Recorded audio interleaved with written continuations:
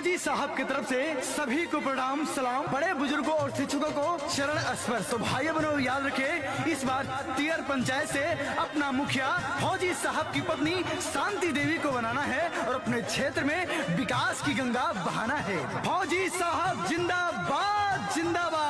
अभी तक हमने सभी को देखा है, अब की फौजी साहब के पत्नी को जिताना है और इन्हीं को तियर पंचायत का मुखिया बनाना है। फौजी साहब की पत्नी शांति देवी जिंदाबाद जिंदाबाद। सुनाए दीदी बहनी कहिला बतिया, अब की मोहर मारी राखी लाला जिया। ग्राम सभा तियर ने ठाना है, ग्राम सभा तियर ने ठाना है। शांति देवी जी को मुखिया बनाना है, फौजी साहब जी की पत्नी को जिताना है।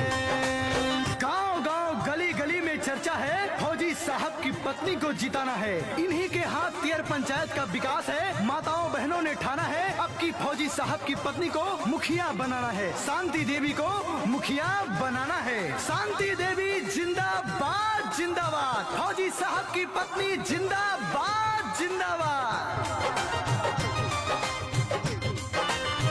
गाँव के रुकाल काम होई सब हाली, रोड RCC बनी और बनी नाली। गाँव के रुकाल काम होई सब हाली, रोड RCC बनी और बनी नाली। माई बहन सबने ठाना है, माई बहन सबने ठाना है। शांति देवी जी को मुखिया बनाना है, फौजी साहब जी की पत्नी को जिताना है।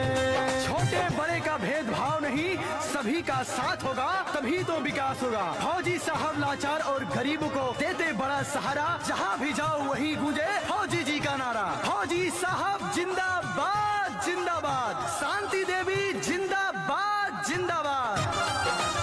सामाजिक सेवा में हरदम जुटल रहा तारी, भेदभाव जात के नहीं करत बाड़ी। सामाजिक सेवा में हरदम जुटल रहा तारी, भेदभाव जात के नहीं करत बाड़ी। ग्राम पंचायत तियर ने ठाना, ग्राम पंचायत तियर ने ठाना।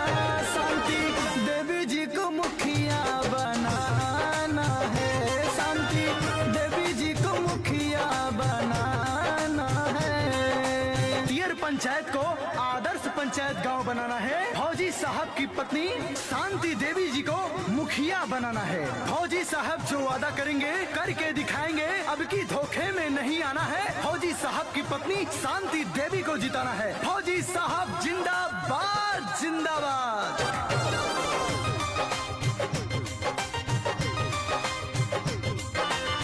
बहन बेटियों पर जब भी पड़ती विपत हो, शांति देवी जी करती मदद हो।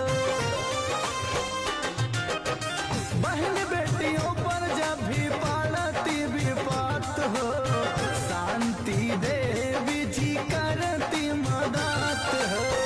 हर दिल को अब हंसाना है, हर दिल को अब हंसाना है। शांति देवी जी को मुखिया बनाना है, फौजी साहब जी की पत्नी को जिताना है। चुनाव नहीं अब रण होगा, युद्ध बड़ा भीषण होगा। जन जन की है यही पुकार, फौजी साहब की पत्नी शांति देवी अब की बार। तो भाई बहनों, तियर पंचायत से इस बार अपना मुखिया फौजी साहब की पत्नी शांति देवी को बनाना है और अपने क्षेत्र में विकास की गंगा बहाना है।